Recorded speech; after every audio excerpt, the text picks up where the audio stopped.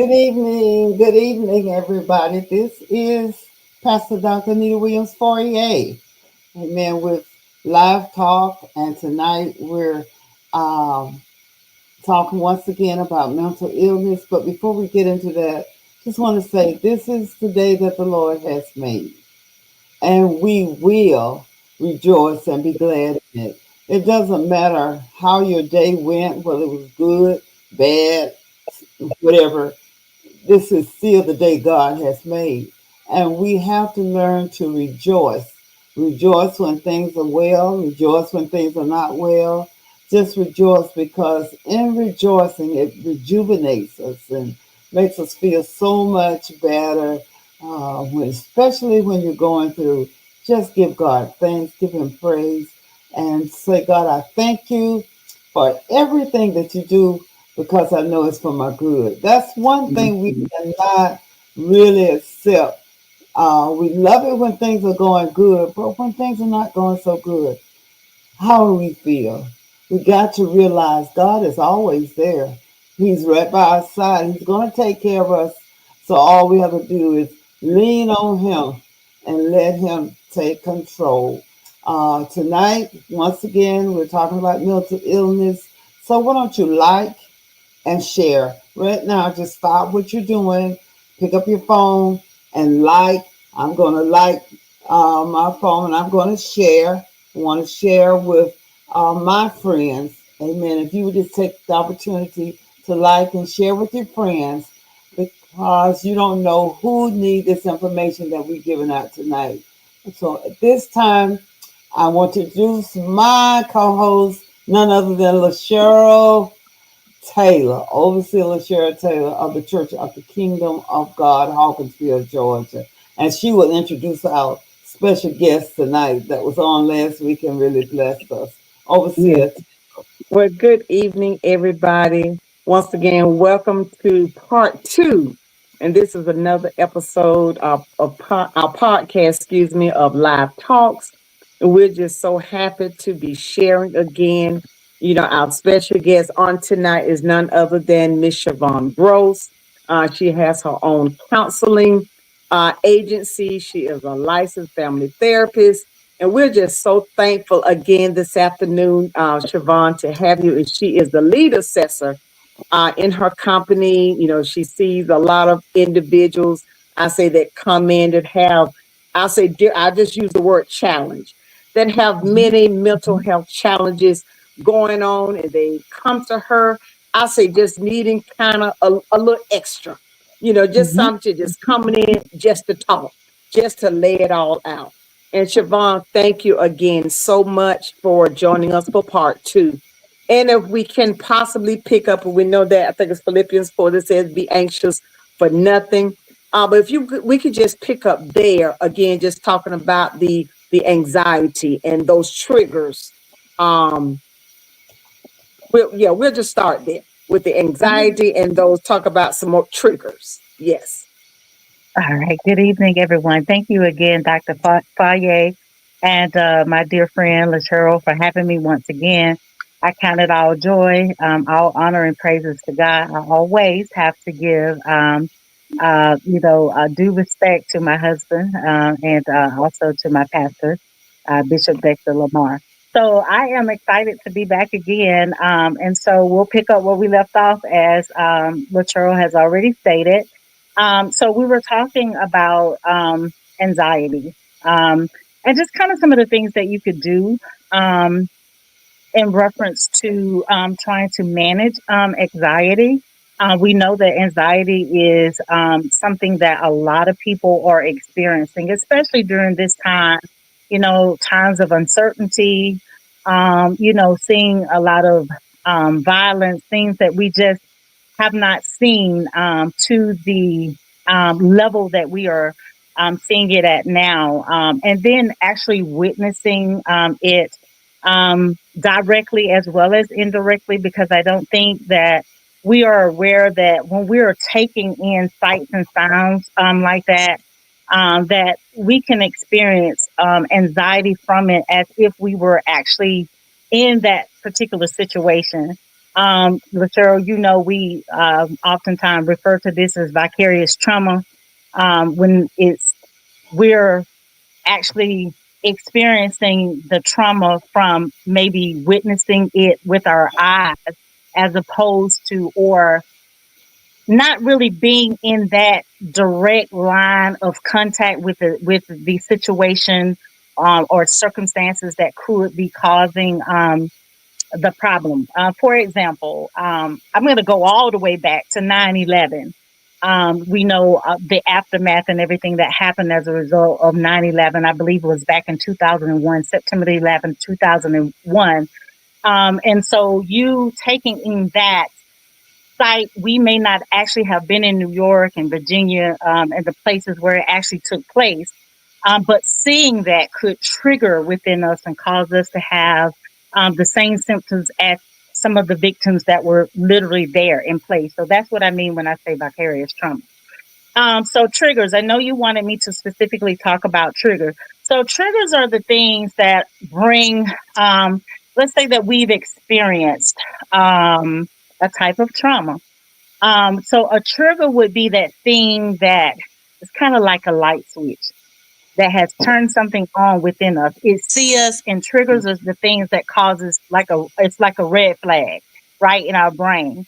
It alerts us to that something is happening, or something is not right, or that something is reminding us of something where we would either, our senses would kick in, where we would either, the fight or flight um, sensor would kick on then. Is this a situation that I should run from?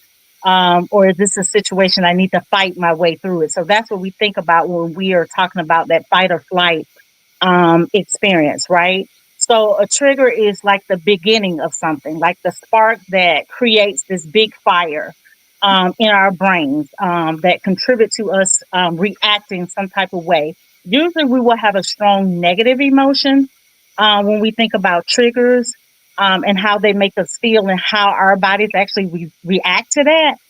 And so we have to learn what our triggers are, the things that causes us to have this overwhelming fear, or this overwhelming sense of worrying.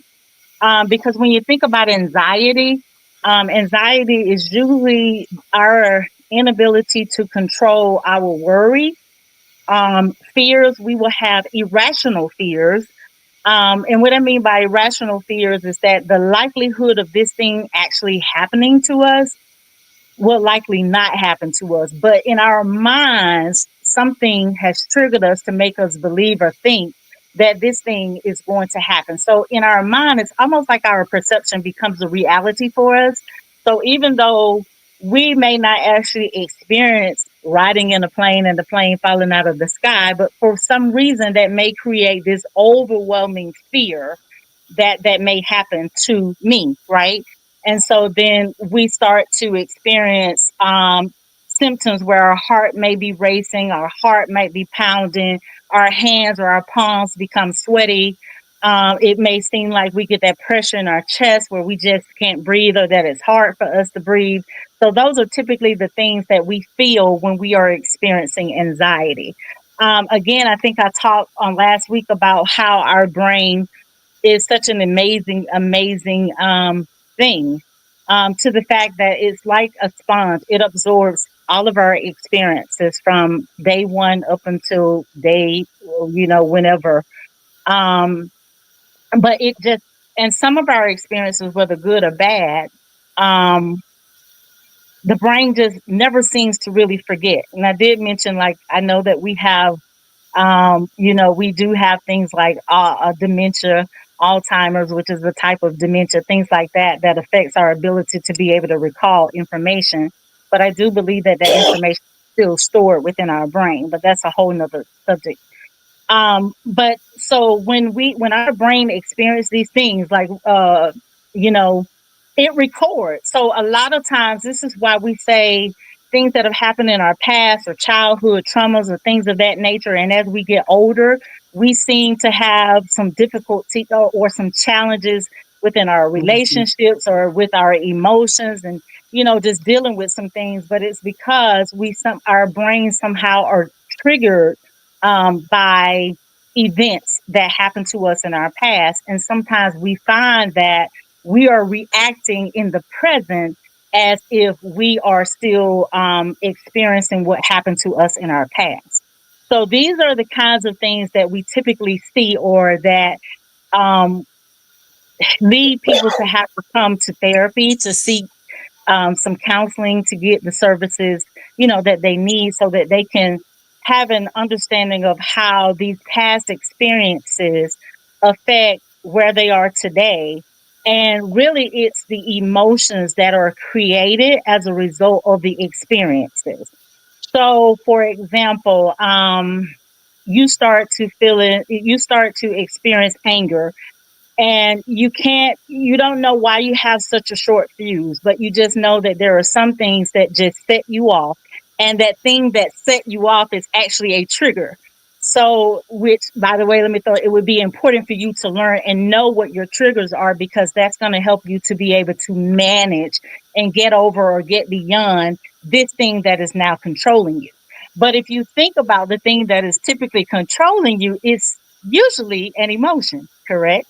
Is usually an Mhm. emotion as a result of that thing that happened to you that causes you to react the way that you do. So, with that in mind, so this is how we end up getting to the point where we need to figure out what we need to do to get help. And a lot of times it is seeking someone out, someone trained, a professional person that will be able to help you be able to understand how it is that your past, or and your past could be as recent as yesterday or a few hours ago, but whatever happened to you that created whatever you may be feeling at this particular moment in time, or how it may be affecting you in your life and your relationships and everything that has to do with your life. Different components of your life is affected by whatever you have experienced in your past, right? And then if you don't receive the help of the services that you need, that thing then starts to continue to control you, now to the fact that it's also impacting your present. And if you don't get it under control, it starts to impact your future as well. Mhm. So what I'm getting into is the reason why it's important for you to be able to seek the help that you need. I know, Latrell, on last week you had mentioned about medication and the importance of being able to take medication. So let me put this out there, because it's important for us to take our medication to the way that the medication is prescribed.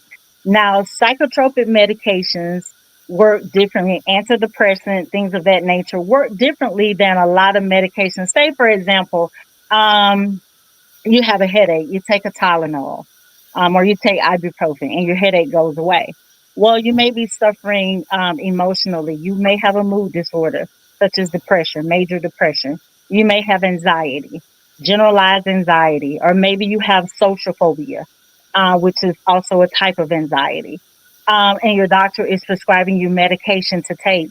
So it's very important that you take the medication the way the doctor prescribes for you to take it, and for the period of time that he or she prescribes you to take it. Because what I see a lot, Latrell, in my office is people coming and they'll take the medication for about a month, and then guess what? They start feeling good, and then they stop taking their medication.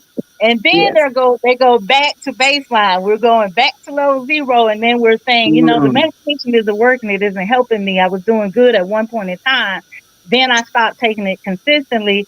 But I may have a bad day, and then I decide to pop it on that day that I have a bad day. And then I'm expecting to just, go back to feeling like I was when I was taking it on a consistent basis. But it's very important that you take, your psychotropic or antidepressant medication, or whatever it is that you're prescribed to help with your mental or emotional issue, because that medication typically takes about 2 weeks, really, for it to get into your system good, and for it to help you to be able to get your chemicals. Because at this point, if you're taking medication, you need medication to kind of help balance your chemicals. to help your brain with this activity, to give you more of the good stuff, the good juices that you need to be able to manage and to get through life. So a lot of times we don't like to take our medications because we think if we take it for a little while, then we'll be, and then we get okay and then we stop. But like I said, it takes a while for this kind of medication. So your medication may seem, and if you're taking it and you say, well, it seems like it's not working, that's why it's important for you to maintain your appointments too, so that you can talk about how the medication is. That's why it's called a medication management appointment, and why you need to be seeing a psychiatrist as opposed to your regular doctor is because your psychiatrist specializes in taking care of mental health disorder, not your family practitioner, not your gynecologist women, so that's the reason why you are supposed to go to a psychiatrist, because that's someone who specializes in mental health. But those medications is very more than likely, and no, and there's nothing wrong if you've gone to your family physician and they've given you that medication to start off with. But I'm just saying that they're probably not the best, especially if you got some severe mental health issues, because they don't have that level of training, is what I'm saying. But not to knock them, because they can give you that medication that will help you. Even if it's your primary care physician that's giving you the medication, or your nurse practitioner, take the medication like they have prescribed for you to take it, and talk with them about any challenges that you may be having about the medication. The best advocate is you. You have to advocate for yourself, and you have to know how you're feeling and be open to sharing that information with your doctor. Now, a very good combination is to have a therapist and to be getting medication at the same time. If it's what you're needed. Not everybody who sees a therapist needs to take medication, right? So I That's just right. wanted to put that out there. And there are some medications for anxiety, since I know that this was one of the ones that you wanted to discuss more on, that you take in that moment to help you, because some people have real serious panic attacks, or, they just can't seem to calm themselves down. So they may have to take a medication like Xanax to just kind of, to give you that quick control of those symptoms where you feel like you're not able to breathe. Everything is, the walls are closing in on you, that type of thing. So, so there are different medications out there that you could, take, and things of that nature, like that. So, but that's pretty much it in terms of the anxiety and the triggers. Again, I think, Latura, I don't know, when you said triggers, if you wanted me to go more into where were you wanting me to go with that? What you've done well, but I do want to jump to something else, Mm-hmm. if I can. Thank you so much for that, Siobhan. We know that the holidays are coming up. Mm-hmm. Yes. Do you see more clients around the holidays? They quote unquote kind of say have the holiday blues, or that depression kicks in, still just unable to really, really enjoy the holidays because of maybe the loss of a loved one, or this may be the first Christmas or the first Thanksgiving, without that mama, without that dad. Can you just elaborate some on, when it comes to the holidays? And like I said, clients, just really needing, I say, some extra, because they're just going through that, I say, that cycle of the loss of a loved one. Mm-hmm. Absolutely. And that is a good point that you brought up. And really, you mentioned triggers, and people don't think, but a holiday can be a trigger. Um, Yes. you know, and so we do tend to see that there is an increase of people that may come into the therapist's office, or may not come into the therapist's office, or may go to their doctors, or may not go to their doctors for help. But there are people who we do see an increase in depressive symptoms around the holidays, and it could be, like you stated, Latura, for various reasons. It could be because of a loss of a loved one to death, or it could be because of changes in the family. We Mm-hmm. oftentimes, when we talk about grief, we mostly associate grief with the death of someone, but grief can occur at the loss of anything that's significant to you. So that could Yes. include if you were married and now suddenly you find yourself divorced. It could be, you're an empty nester. The children are gone. They're off in college or they've left home for whatever reason. They're in the military. So these are things that can cause trauma. I mean, that can cause grief. And as a result, like of these life changing events that have happened, you had a tradition for so long that your children, everybody gathered at home for Christmas and or Thanksgiving or whatever the holiday is, but because they have lives of their own now, they may not be doing it. So we do see a lot of depression, a lot of grief, things that come during the holiday, the blues. And what do people do? First of all, one thing that you need to do is that you need to be honest with yourself about what you're feeling, because a lot of times we Hmm. try to discount or discredit our feelings. We shy away from the emotions because we don't want to sound like the drag or be the drag at the family gathering or whatever, but you need to be open and honest about that, because a lot of times it's just you needing to be around other people, or even just having somebody say, to just be able to say that I'm having a moment like that when you're experiencing things like that. Of course, if you have a therapist and you are receiving therapy, first of all, you should also make sure your therapy is consistent, because I see that a lot too. I see a lot of broken appointments. People come to therapy for like, the first few weeks, maybe a month and 2 months, and then you trail off, you don't do your therapy, and then, you're back again because now the holidays have hit, and it's a trigger. It's triggering for you. So, you need to, at any rate, when you experience these things, the first thing, remember, I think the first time when we had part one, I should say, we talked about self care being a Hmm. prerequisite, right? Self care is the thing that we need to do to make sure that our mental health is good. So we know and we understand that these holidays are going to come. We can probably anticipate that the holidays are probably going to be difficult, especially if that holiday has a significant meaning for you.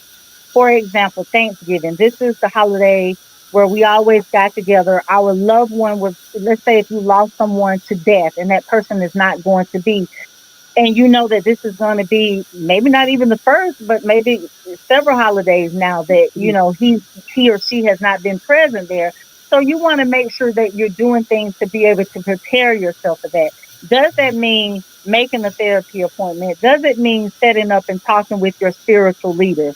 Does it mean talking to other family members or good friends about just giving you the opportunity to be heard about what you're experiencing, even the fear that you may have, or the sadness, or the loneliness, or whatever the negative emotion is that you may be experiencing as you are preparing to go into that holiday season. So maybe it's time to do new traditions, find new normals, because we know that this is the process of grief, and growing beyond that is figuring out what is your new normals now that the people who you were accustomed, or that thing that you were accustomed to having in your life, is no more.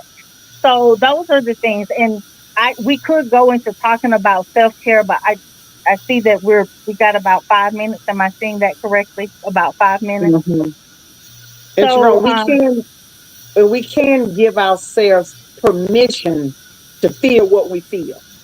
absolutely. Great. Absolutely. And I think that's the thing that we don't want to do sometimes. We will express all the time about the good emotions. We will tell people Hmm. when we're happy or we're excited. But when we experience those negative emotions, we don't want to talk about those things for whatever Right. reason. But it's natural to experience. Emotions are natural. God made us human beings with the ability to be able to feel and experience. And for whatever reason, we just think that it's just bad if we have to experience, a negative emotion. And that includes anger. We get embarrassed when we feel anger, but it's not the actual emotion itself. how we respond to it when we experience that emotion. And that's really the same way with sadness, feeling hopeless and those things. It's how what do we do when we feel that way? So it's nothing to be embarrassed about because we're all human and we're going to experience negative emotions in this lifetime. We just have to be prepared to deal with those emotions. And one thing that I just really want to mention, you said so much, divorce, bad marriages, those are areas I feel that we can touch on in the future. A lot of people cannot handle divorce, separation, and even the loss of their spouse when they've been Hmm. married for such a long, long time. So we really thank you so much, Overseer. You have anything else?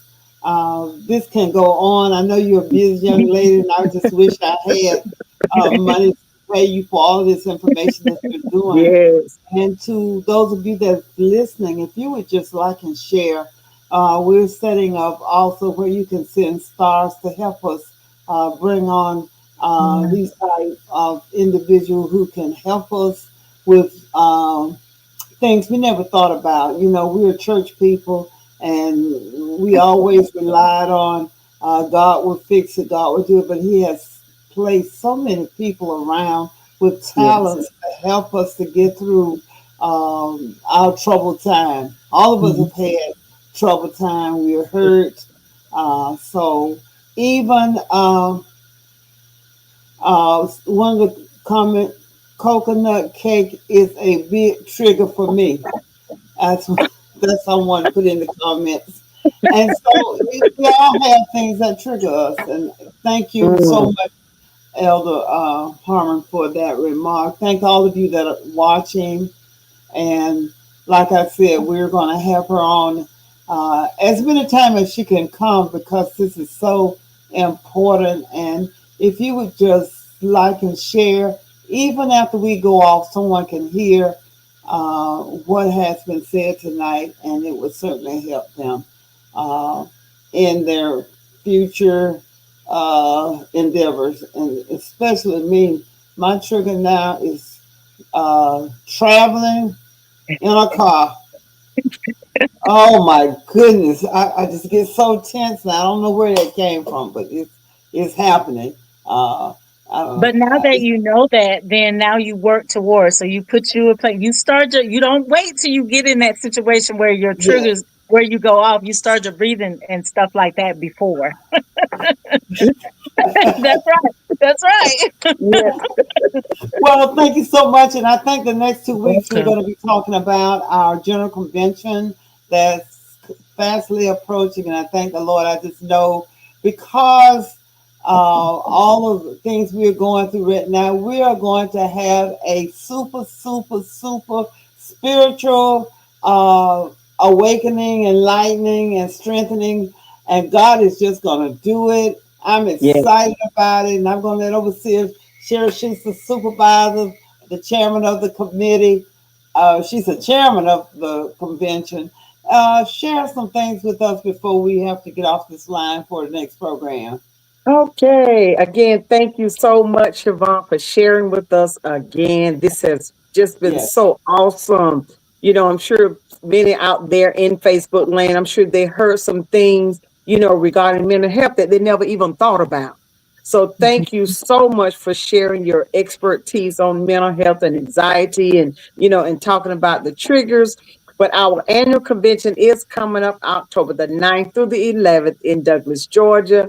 The first night is at 7:30. Bishop Michael White of Littman Cathedral House of God Saints in Christ of Albany, Georgia. And Friday morning is Pastor Tyrone Ansley from Live Oak, Florida. Friday night is Apostle Julia Berry from Valdosta, Georgia. And on Saturday morning, Pastor Fidelia Whitlow Sampson from Albany, Georgia, and none other than our very own Bishop Ira Presser will close out the convention on Saturday night. And we will have a workshop on Saturday, Wills and Trust. Um, Wills and Estate Planning. I'm sorry, Wills and Estate Planning by Attorney Nitra Briggs from Orlando, Florida. And also, we will have our annual business meeting on Friday at 2:00 p.m. So we're excited. You know, we always look forward to gathering with the saints. And we are excited. We've been planning for some months now. So we are just looking and expecting God to really, truly bless us in this convention. And we're just asking, just come with an expectation for whatever it is that God will do it. God And will the do it. theme is unity, pride, commitment. And Unity, commitment. pride, and Yes, commitment. that is the thing. Amen. Unity, pride, and commitment. Yes, yes, yes, yes. Well, all right. We thank you all for joining us on another episode of Live Talks. You. Siobhan, we thank you. Thank Yes, you. sir. Look forward to the next time, okay? Sounds awesome. Yes, ma'am. Thank you so much and have a good evening. You all Good